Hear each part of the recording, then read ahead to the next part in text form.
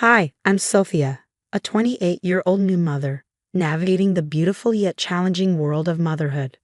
The first days at home with my newborn son were a whirlwind of bliss and exhaustion.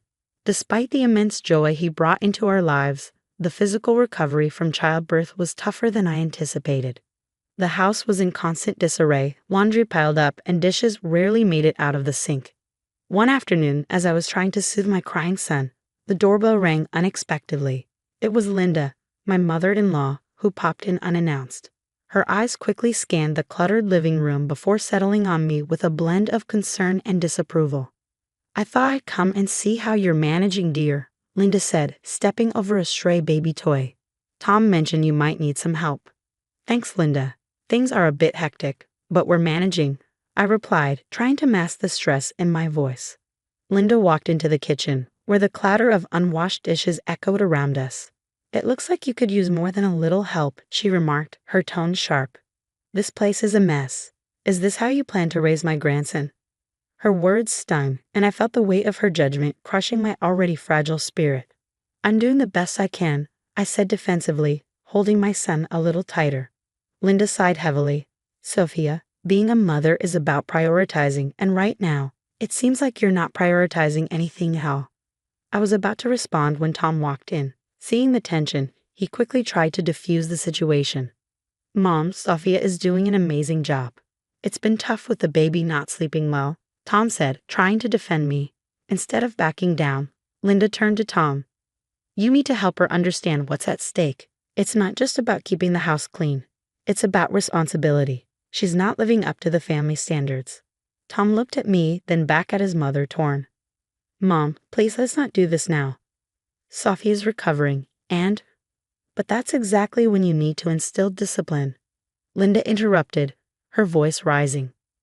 "If she learns it now, she'll manage better in the future. You can't be soft on her, Tom." "Maybe you're right, Mom. Maybe Sophie needs to learn the hard way," Tom said, the words feeling foreign as they left his mouth. "Exactly," Linda nodded, pushing Tom gently but firmly toward me. "Show her that this behavior won't be tolerated."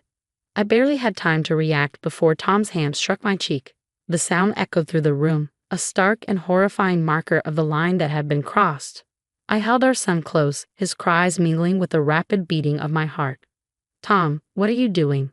I managed to say through tears, the pain from the slap less than that of the betrayal.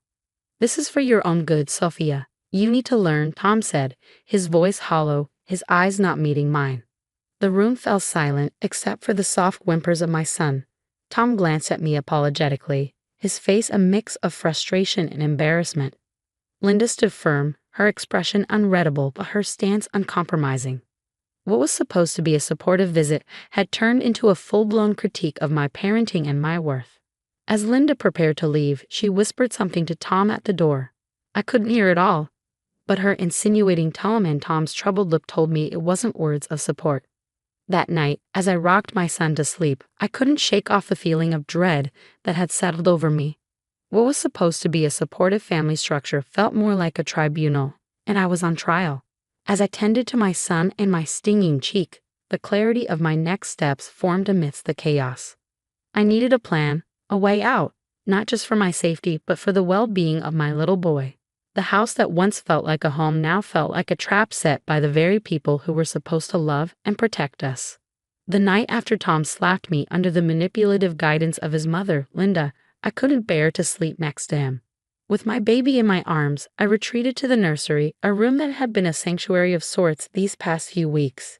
As I rocked my son back to sleep, the events of the day replayed in my mind, each replay sharpening the pain and betrayal. The next morning, while Tom was at work and Linda presumably in her own domain, I made the call. Jessica answered on the second ring. "Jess, it's me. I need that help you offered," I said, my voice a mix of fear and determination. "Say no more, Sophia. I'll come by today with my truck. We can store your things at my place until you figure out where you want to go," Jessica responded, her voice firm and reassuring. The plan was simple but risky. I would pack as much as I could during the day, focusing on essentials for my son and me. Jessica would help me move everything to her place in the evening. We decided it was best to leave before Tom came home from work. I knew if I faced him, he might sway me with apologies, or worse, the influence of Linda might prevail again. Throughout the day, as I packed every outfit, every baby toy felt heavy with memories and what-ifs.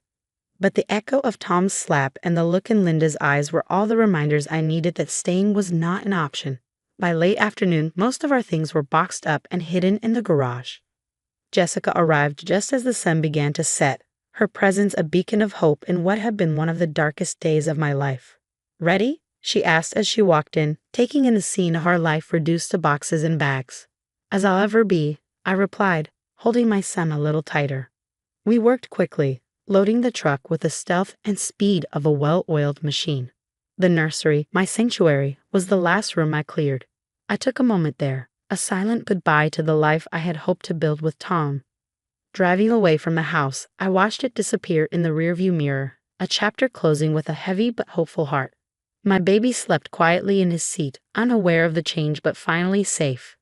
This was the first night of our new life, one where fear and manipulation would no longer hold sway. Safe at Jessica's place, my resolve only grew stronger.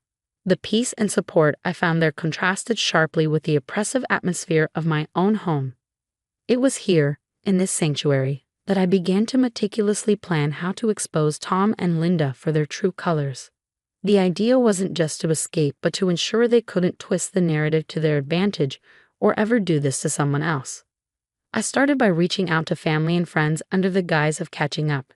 During these conversations, I subtly recorded any mentions of Linda's behavior or Tom's unusual submission to her. Some were wary, but many were unaware of the depths of manipulation and control Linda wielded. Over the weeks, these bits of evidence began to form a clearer picture. I compiled text messages, voicemails, and recorded calls. I even managed to capture a particularly damning video of Linda coaching Tom on how to handle me, using language that made it clear this was more about control than concern.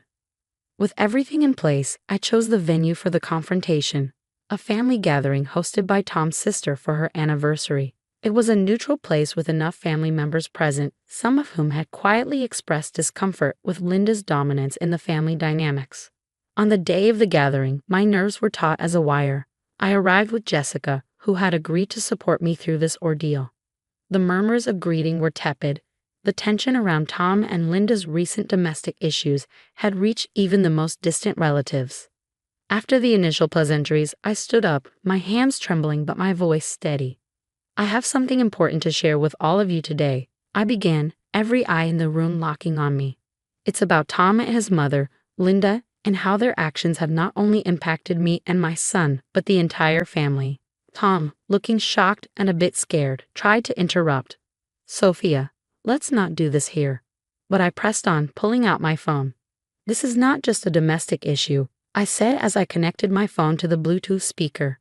The room fell silent as the recordings played. Linda's harsh directives, Tom's hesitant agreements, their planning to correct my behavior. The reactions varied from shock to disgust. Tom's aunt, who had always been fond of me, looked particularly betrayed. "Is this true, Linda? Were you forcing Tom to do these things?" she demanded. Linda's face was a mask of fury and panic as she tried to deflect. "These are just out of context." But Tom's cousin, a quiet observer until now, stood up. "No, they aren't. We've seen hints of this for years. We just never wanted to believe it." The confrontation turned the tide. Relatives began sharing their own observations and experiences, slowly painting the portrait of a woman who had manipulated her family under the guise of matriarchal concern. Tom sat there, pale and silent, finally seeing the web his mother had woven around him. As the family meeting turned into a heated debate about Linda's influence, I felt a weight lift off my shoulders. The truth was out, not just for me to see, but for everyone. After the storm of the family confrontation, the aftermath was a quiet, somber realization for everyone involved. Tom's family, long under Linda's sway, now saw her manipulations for what they truly were. The collective shock was palpable, the discomfort undeniable, as they all came to terms with how deeply Linda's influence had burrowed into their lives. For me, the decision to leave Tom was as painful as it was necessary. As the family gathering dispersed, the finality of my choice settled in. I gathered my son, who remained blissfully unaware of the turmoil around him, and with one last look at the family home, I stepped into the unknown. Tom watched us leave, a mixture of sorrow and resignation in his eyes. His voice, once so familiar, now seemed like a distant echo as he whispered a feeble goodbye. Linda, on the other hand, faced a harsher reality. The family she had controlled so tightly now turned their backs on her, each member grappling with their own betrayal and misplaced trusts. The blame for breaking the family apart was placed firmly at her feet. Her attempts to regain control fell on deaf ears. The evidence and collective testimonies at the gathering had been too damning. In the weeks that followed, Tom tried to reach out, his messages a mix of apologies, pleas for understanding, and promises of change. But the memory of his hand raised against me, the echo of his mother's voice in his actions, were barriers too great to overcome. The trust was shattered, and with it the foundation of our marriage. I found refuge in a small apartment far from the neighborhood I once called home, a place where no one knew my story. Jessica remained my steadfast supporter, helping me navigate this new phase of life. My days were filled with the simple routines of caring for my son and rebuilding a world safe from the shadows of the past. The healing process was slow and often painful. There were days when the weight of everything that had happened felt overwhelming, but the freedom to make choices without fear of manipulation or abuse was a powerful motivator. I attended therapy, joined support groups for single mothers, and gradually, the fragments of my old self began to knit back together into someone stronger, more resilient. My son's laughter became my anchor, his milestones a series of light points guiding me forward. As he grew, so did my confidence in our future, one I was now crafting on my terms. Months turned into a year, and one evening, as I put my son to bed in our cozy living room filled with drawings and toys, I reflected on the journey. The pain of the past was still a shadow, but it was a shadow dwarfed by the light of new beginnings. The support of friends and the unconditional love of my son had woven a safety net strong enough to catch me on the days I faltered. Sitting down with a cup of tea, I finally felt ready to share my story. I started a blog, a space to speak about my experiences, to connect with others who might be facing their own battles against manipulation and abuse. Each post was a step further away from the victim I had been and a step closer to the advocate I was becoming. As our story of resilience and courage concludes, I want to pose a thought-provoking question to all of you. Do you believe it's possible to fully break free from manipulative family dynamics, or do the shadows of such relationships linger in our lives forever?